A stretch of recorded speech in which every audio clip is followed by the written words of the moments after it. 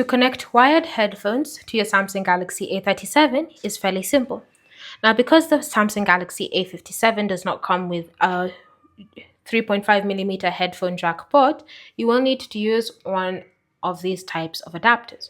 Now, both of these adapters do allow you to connect your headphones to your phone, with one end being the headphone port and the other end allowing you to connect it into the charging end. But with this one, it also allows you to connect a charging cable.